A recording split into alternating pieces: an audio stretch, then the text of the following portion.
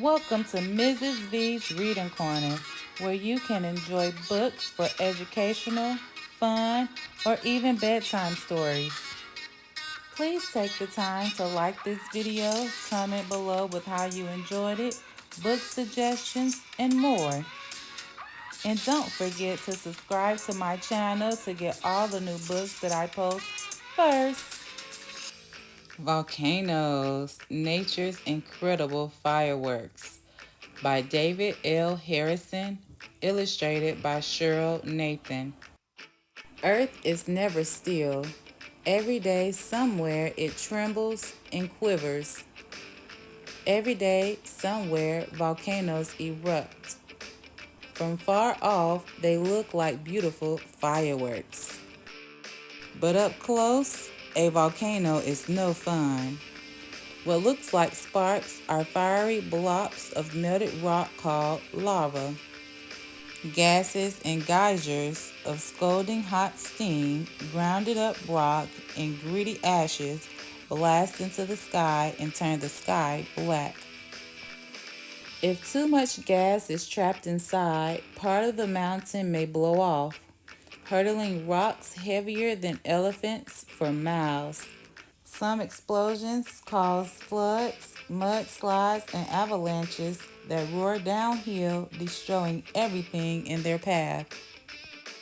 But not all volcanoes explode.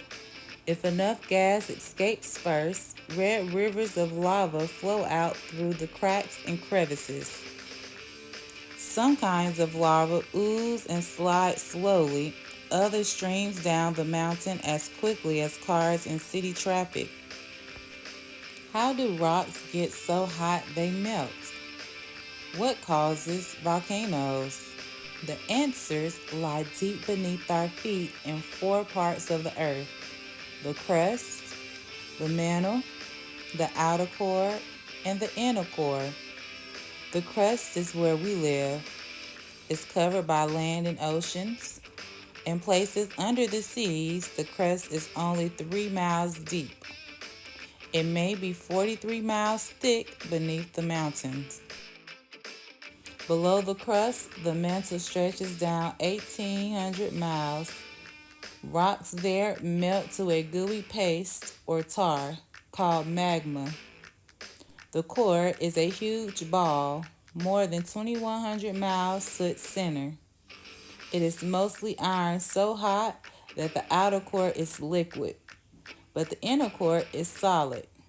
Pressure there is so great it keeps the iron from melting. The crust is not one piece like a coconut shell. It is several large pieces called plates that cover the planet like a giant jigsaw puzzle. The plates rest on the mantle below. They are moving, but they move slowly. Some take years to creep inches.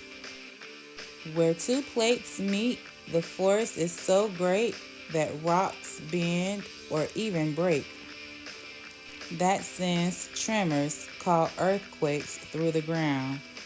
Most earthquakes are small and do not harm, but sometimes parts of the plate gets caught, and when it finally snaps back, the ground shudders hard and causes great damage. In 1906, a major earthquake destroyed much of San Francisco, California. Most magma moves towards the crust, where it cools and sinks again.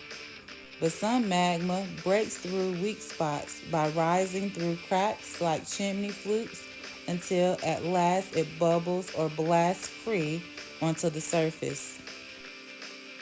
Where two plates meet, the mantle grows hotter and volcanoes form near the edges. Many big volcanoes form in the ocean. We don't see them unless they rise above the water as islands. The state of Hawaii is a group of volcanoes. Some stand 30,000 feet above the ocean floor. That is more than 5.5 miles high. Around the Pacific Ocean, so many plates collide with one another that many of the world's greatest eruptions have happened there. We call it the Ring of Fire. In the United States, Mount St. Helens erupted in 1980 with such force that part of the mountain exploded.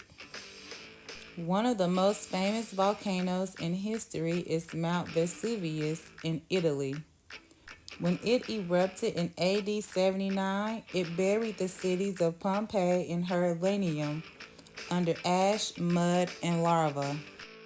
Over thousands of years, a volcano may erupt again and again. Between eruptions, it may sleep in silence for long periods. After each eruption, lava cools into rock and ash settles to the ground. Layers of lava and ash slowly build the volcano until it becomes a tall mountain. As new magma pushes against the surface, rocks move and the ground shakes. These earthquakes help us to know the volcano may be getting ready to erupt. We study volcanoes to learn when a sleeping giant may suddenly awaken to bleak hot gases and spit out fiery lava. Scientists are learning what causes volcanoes and how they erupt. We still can't predict when the next volcano will blow its top or spill its sides.